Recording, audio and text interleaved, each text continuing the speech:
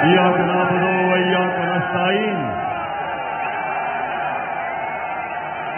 अल्लाह तेरी इबादत करते हैं और अल्लाह तेरे से मदद मांगते हैं, और किसी इंसान या किसी मुल्क के सामने हम सजदा नहीं करते। हम आजाद कौम हैं, हमारा कलमा हमें आजादी देता है, ला इलाहा इल्लल्लाह। मेरे अटक के नौजवानों और बुजुर्गों, और मैं आज खास तौर पे खराज तहसीन पेश करना चाहता हूं अपनी बहनों को, जो भरपूर तरीके से उन्होंने शिरकत की। ये जो मेरे पाकिस्तानियों, ये जो आप वक्त सामने आ रहा है, ये हमारी हकीकी आजादी की जंग है, और इसमें मैं सबसे पहले अपने दिलेर नौजवानों को कहता हूं कि आपकी सबसे बड़ी जिम्मेदारी है कि मेरे साथ इस अब जंग में शिरकत करेंगे। और उसके बाद मैं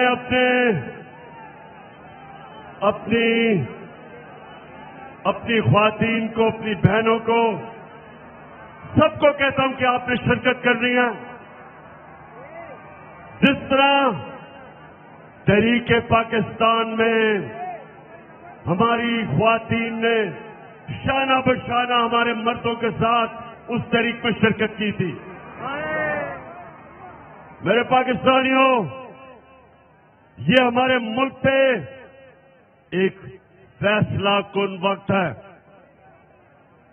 बहुत बड़ा फैसला होने जा रहा है कि क्या हम एक आजाद मुल्क बन के रहेंगे या ये अमरीकियों के गुलामों की गुलामी करेंगे। ये फैसला कुन वक्त है। मैंने फैसला किया है कि ये पॉलिटिक्स नहीं, ये जहाद है। मैंने ये फैसला किया कि मैं किसी सूरत, जब तक अल्लाह ने मुझे जिंदा रखा, मैं कभी इन चोरों को, डाकुओं को, गुलामों को कभी कबूल नहीं करूंगा।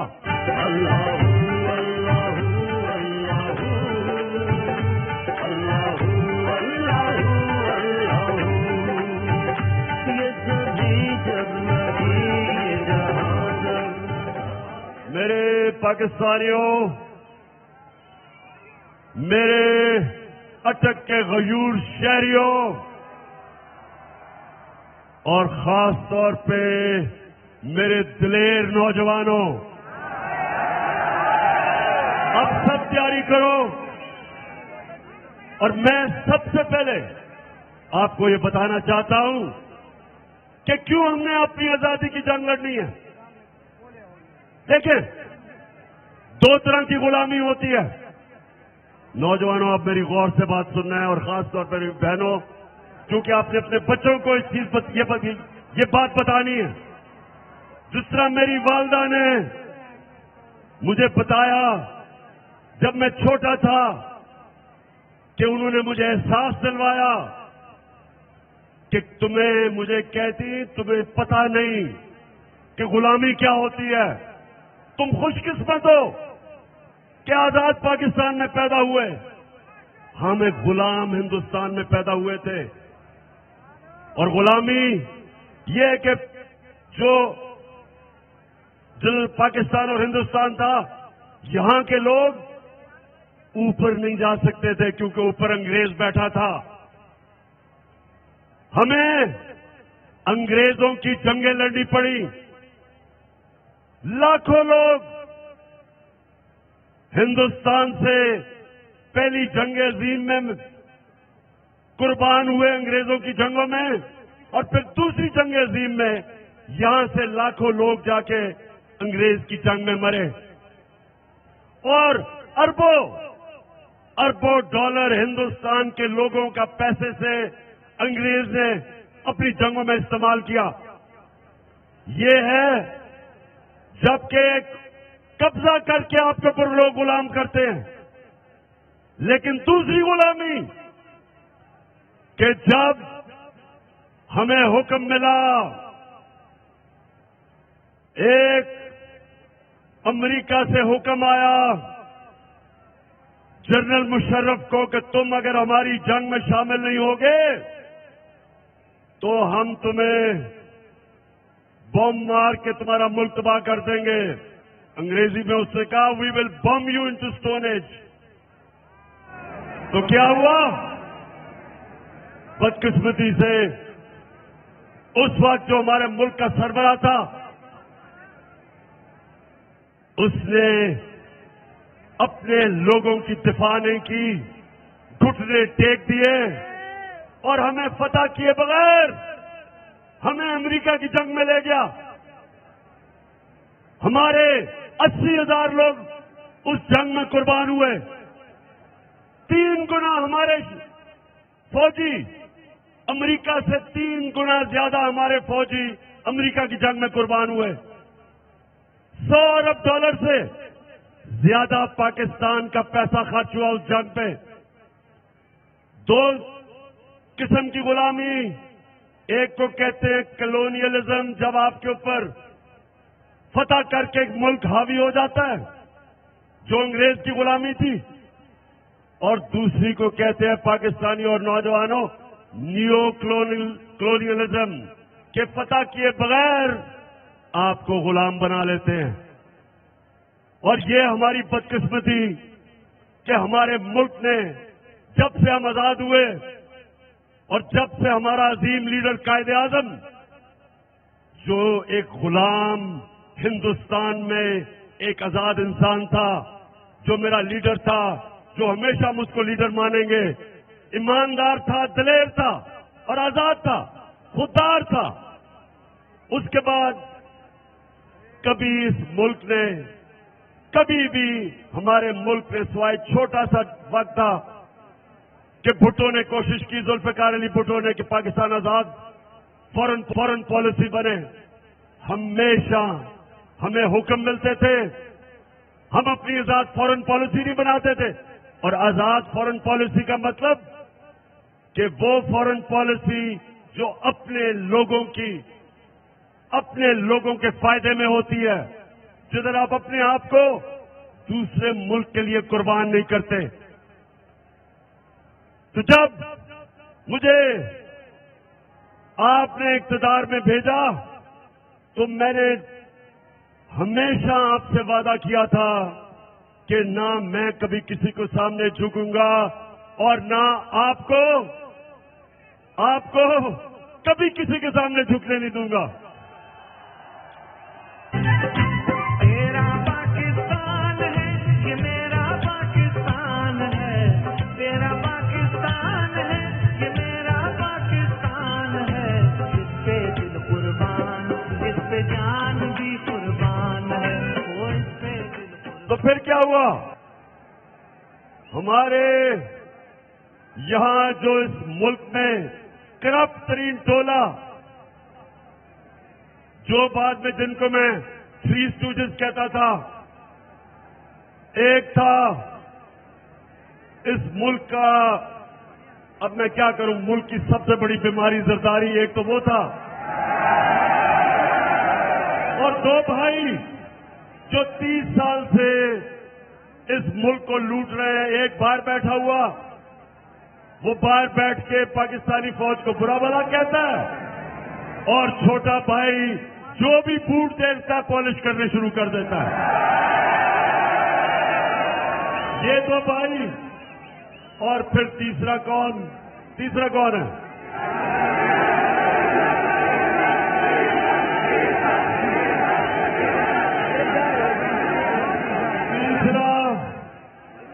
جو 30 سال سے اسلام کو بیچتا ہے.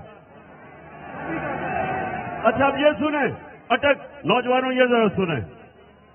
اچھا اس میں بھی جب اقتدار ملا تو ایک دینی آدمی، آپ نے سمجھا ہوگا کہ وہ ایجوکیشن کی منسٹری لے گا، جو رحمت للعالمین اتھارٹی میں نے بنائی تھی کہ سیرت نبی میرے نوجوانوں کو بچوں کو پڑھائی جائے، چلو وہ لے لیں. اس نے وہ نہیں لی، اس نے NHA لیا، یعنی کہ سڑکوں کی منسٹری لی جس میں پیسہ بنتا تھا. نوجوانوں انہوں نے مل کے ان 3 سیجز نے مل کے انہوں نے کیا کیا؟ بتائیں ذرا کیا کیا؟ انہوں نے یہاں سازش کی. امریکنوں نے ان کے ساتھ مل کے، اور امریکنوں نہیں ہے جو بائیڈن ایڈمنسٹریشن ہے، انہوں نے مل کے یہاں ان کے ساتھ سازش کی. انہوں نے ہمارے لوگوں کو امریکن ایمبیسی میں بلایا، ان کو تیار کیا، اور اس کے بعد ایک ڈونلڈ لو، ایک امریکی انڈر سیکرٹری، اس نے بلا کے ہمارے ایمبیسڈر کو امریکہ میں کہا کہ اگر آپ عمران خان کو اس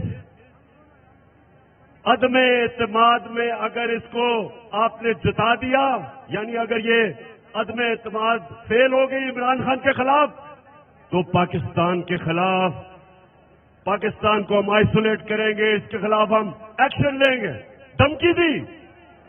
لیکن اگر عمران خان کو آپ نے ہٹا دیا، عدم اعتماد کو کامیاب کر دیا، تو انہوں نے کہا کہ ہم آپ کو معاف کر دیں گے، کیونکہ ان کو پتا تھا کہ چیری بلاسم شہباز شریف آ جائے گا عمران خان کی جگہ، اور وہ پھر ان کی خدمت کرے گا، اور خدمت شروع ہو گئی ہے. انہوں نے مل کے سازش کی. یہاں بھی ان کے ہینڈلر بیٹھے ہوئے تھے، ان سب نے مل کے پلان کیا اور گورنمنٹ گرا دی. اب میں یہ آپ سے پوچھتا ہوں پاکستانیوں، آج میں آپ سے پوچھتا ہوں کہ وہ کون سا اتنا بڑا مسئلہ تھا جو سب نے مل کے گورنمنٹ گرائی؟ آپ یہ سمجھیں کہ اس وقت ہم نے پاکستان کو مشکل وقت سے نکال لیا تھا. ایک ملک جس کا دیوالیہ نکلا ہوا تھا، یہی انہوں نے 10 سال دونوں نے مل کے جو ڈاکے مارے تھے، ملک کو کنگال کیا، بینکرپٹ کیا، مقروض کیا، ادارے تباہ کیے. سب سے بڑا بیرونی خسارہ چھوڑ کے گئے $20 ارب کا، وہ ملک ہمیں ملا. اور مجھے آج فخر یہ ہے کہ سب مشکلوں کے باوجود ہم نے اپنے ملک کو کھڑا کیا. ہم نے آہستہ آہستہ اپنی کنسٹرکشن کی انڈسٹری ٹھیک کی، اپنی زراعی، اپنے کسانوں کی مدد کی. ملک کھڑا ہو رہا تھا. تیسرے سال میں 5.6% ہمارا ملک بڑھا تھا. آگے دولت میں اضافہ ہو رہا تھا، گروتھ ریٹ تھی، ریکارڈ ایکسپورٹس تھی. ہم نے سب سے زیادہ آمدنی بڑھائی، ٹیکس اکٹھا کر رہے تھے. ہم نے جو کسانوں کی مدد کی، سب سے زیادہ پیداوار کسانوں نے ہمارے دور میں کی. تو جب یہ ہو رہا تھا تب یہ سازش ہوئی. تو میری آج بات سنے اٹک کے لوگوں، جب یہ مجھے سازش کا پتہ چلا تو میں نے ان لوگوں کو، جو لوگ سازش روک سکتے تھے، میں نے ان کو یہ بتایا کہ ہم نے بڑی مشکل سے ملک کی معیشت کو سنبھالا ہے. اگر ابھی یہ سازش کامیاب ہوئی تو ملک کو مشکلات کا سامنا کرنا پڑے گا. میں نے بھی بتایا، میں نے شوکت ترین فائنانس منسٹر کو کہا کہ بتاؤ، لیکن مجھے افسوس سے کہنا پڑتا ہے کہ ہم کچھ نہیں کر سکے. اور آج کیا ہوا ہے؟ آج پاکستان کا روپیہ تیزی سے گر رہا ہے. ہمارے جو فورن ایکسچینج ریزروز ہیں وہ ان 2 مہینوں میں 30% گر گئے ہیں. ہماری اسٹاک ایکسچینج ریٹ ہے. مہنگائی، ہر چیز مہنگی، بجلی مہنگی، آگے مزید اور مہنگائی. ہماری معیشت نیچے جا رہی ہے. کون ذمہ دار ہے اس کا؟ کون ذمہ دار ہے؟ بتاؤ اٹک کے لوگوں، کون ذمہ دار ہے اس کا؟ اور میں جو آج آپ کے پاس آیا ہوں، میرے پاکستانیوں یاد رکھو کہ یہ وقت اب ہے کہ آپ نے اپنے مستقبل کے لیے، اپنے بچوں کے مستقبل کے لیے آپ نے سب نے میرے ساتھ نکلنا ہے. کیونکہ اوپر کون بیٹھے ہیں؟ اوپر کون بیٹھا ہے؟ سب سے پہلے شہباز شریف. اب یہ سنیں ذرا اس کا. 24 ارب روپے کے اس کے اوپر کیسز ہیں. 24 ارب روپے کے کیسز اس کے اوپر.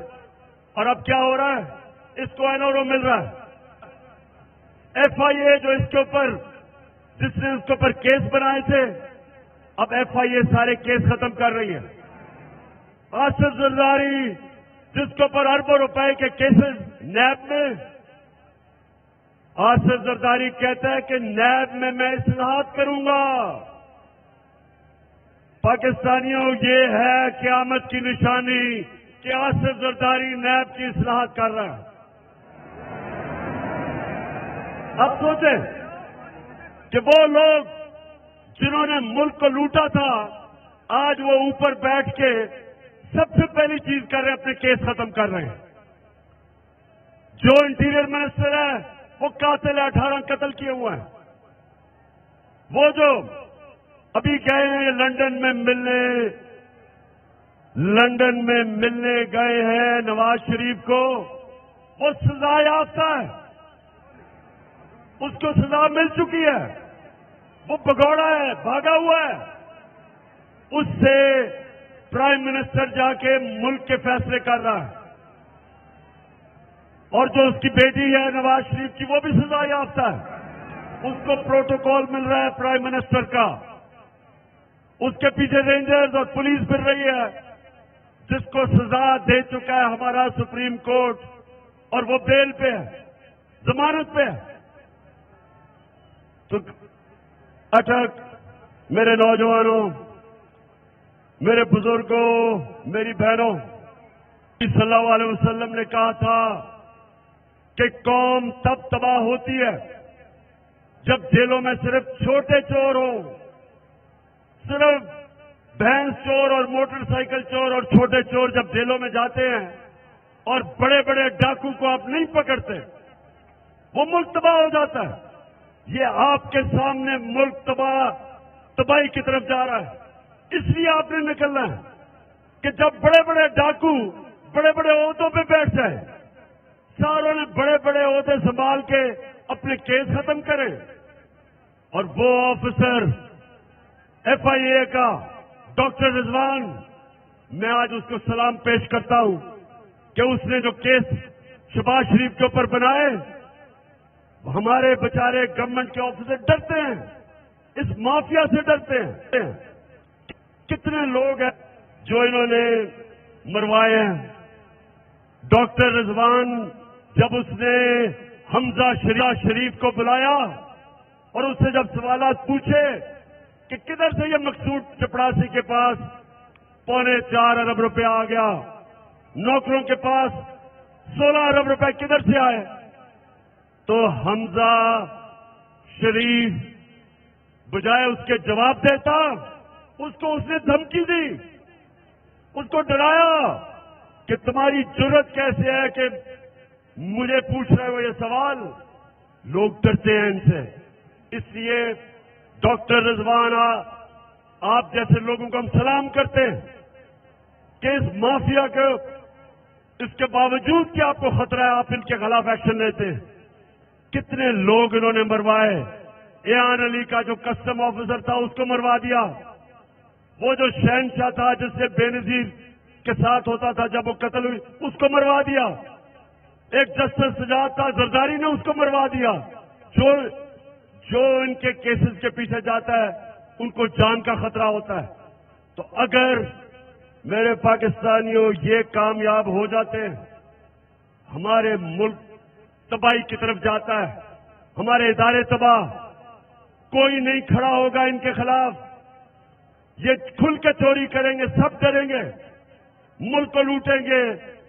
اور اسی لیے میرے نبی صلی اللہ علیہ وسلم نے کہا تھا کہ بڑی قومیں تباہ ہوئی تمہارے سے پہلے، جو صرف چھوٹے چوروں کو جیلوں میں ڈالتی تھی اور بڑے بڑے ڈاکوؤں کو نہیں پکڑ سکتی تھی۔ یہ ہے ہمارے تباہی کا راستہ، اور اس لیے میرے اٹک کے لوگوں اور میرے پاکستانیوں، اس لیے آپ نے سب نے میرے ساتھ نکلنا ہے۔ جب میں آپ کو کال دوں گا 20 تاریخ کے بعد، آپ نے سب نے نکلنا ہے، اور آپ نے کسی چیز کا خوف نہیں ہونا چاہیے آپ کو۔ نوجوانوں، میرے نبی صلی اللہ علیہ وسلم نے مدینہ میں کیا کیا تھا؟ آپ کو میں آخری بات کرنے جا رہا ہوں، غور سے سنیں۔ وہ مدینہ کے لوگ جن کی کوئی حیثیت نہیں تھی، میرے نبی نے کیا کیا تھا کہ وہ دنیا کی امامت کرنے لگ گئے، تھوڑی دیر میں عظیم لوگ بن گئے۔ مدینہ کے لوگوں کی میرے نبی صلی اللہ علیہ وسلم نے خوف کی زنجیریں توڑ دی، ان کے خوف ختم کر دیے۔ خوف کی زنجیر جو انسان کو اوپر نہیں آنے دیتی، اس کی پرواز اوپر نہیں جاتی۔ ڈرے ہوئے لوگ کبھی آزاد نہیں ہوتے۔ جب انہوں نے ان کی خوف کی زنجیریں توڑی، وہ لوگ عظیم لوگ بن گئے۔ آپ کے سب کو سمجھنا چاہیے کہ یہ جو اب آزادی کی، ہماری حقیقی آزادی کی جو ہماری تحریک ہے، اپنے خوف ختم کر دیں۔ 3 ہی خوف ہوتے ہیں انسان کو۔ موت، انسان کو سب سے بڑا خوف ہوتا ہے کہ مجھے مار نہ دیں۔ اللہ کا حکم ہے کہ زندگی موت اللہ کے ہاتھ میں۔ دوسرا خوف کہ مجھے ذلیل نہ کر دیں، اللہ نے کہا کہ عزت ذلت میرے ہاتھ میں۔ اور تیسری، رزق، میری نوکری نہ چلی جائے، مجھے نوکری سے نہ نکال دیں، اللہ نے کہا ہوا ہے کہ رزق میرے ہاتھ میں ہے۔ تو ڈر کس چیز کا؟ کس چیز کا ڈر ہے آپ کو؟ اس لیے آپ نے سب نے میرے ساتھ نکلنا ہے، اور میں نے انشاءاللہ جب میں آپ کو کال دوں گا، ہم کبھی اسلام آباد میں جب تک یہ الیکشن نہیں اناؤنس کریں گے، ہماری تحریک جاری رہے گی، کوئی پیچھے نہیں ہٹے گا۔ سارے کام کو میں آج دعوت دے رہا ہوں، تحریک انصاف کو نہیں دعوت، اپنی قوم کو دعوت دے رہا ہوں، پاکستانیوں کو دعوت دے رہا ہوں، سارے اپنے لوگوں کو، نوجوانوں کو، بچوں کو، فیملیز کو، اپنے سرکاری نوکر، اگر وہ ڈرتے ہیں نوکریاں چلی نہ جائیں تو اپنی فیملیز کو بھیجنا۔ ہمارے پولیس والے، ہمارے فوجی اپنی فیملیز بھیجیں، کیونکہ یہ پاکستان کی آزادی کی جنگ ہے، یہ میری جنگ نہیں ہے، یہ ہماری آزادی کی جنگ ہے۔ 2 قسم، نہ ہم کسی دوسرے باہر کے ملک کی غلامی کرنا چاہتے ہیں، اور نہ ہی ہم ان چوروں کی غلامی کرنا چاہتے ہیں۔ 2 قسم کی ہماری جنگ ہوگی۔ باہر کی جو سازش اس ملک میں اپنے پتلے رکھنے کے لیے، اس سے ہم نے آزاد ہونا ہے، اور یہ جو چور اور ڈاکو ہمارے اوپر مسلط ہو گئے، ان سے آزاد ہونا ہے۔ اٹک کے لوگوں، آپ تیار ہو؟ ہاتھ کھڑا کر کے بتاؤ۔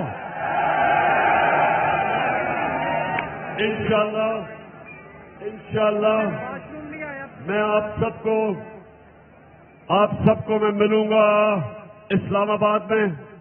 جو اسلام آباد نہیں آ رہا ہے وہ اٹک میں نکلیں گے، لیکن نکلنا ہر پاکستان کے شہری نے ہے۔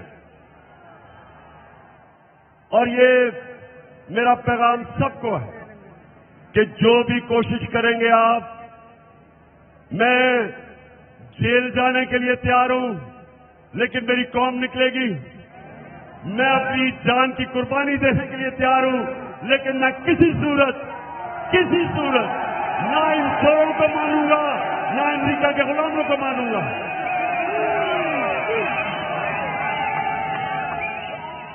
اٹک کے لوگوں، آج جس تعداد میں آپ نکلے ہو، اور جو میجر صاحب آپ کو امین اسلم آپ کو اور زلفی بخاری آپ کو سب کو اور جتنے بھی انہوں نے آرگنائز کیا ہے میں سب کو خراج تحسین پیش کرتا ہوں. صرف آپ نے گراؤنڈ بورڈ تھوڑا اور پیچھے کرتے تو اور لوگ آ سکتے تھے, باہر بھی اتنے زیادہ لوگ ہیں, لیکن آج میں آپ سب کو خراج تحسین پیش کرتا ہوں. اور انشاءاللہ آپ کی اور میری اب ملاقات اسلام آباد میں ہوگی. پاکستان زندہ باد.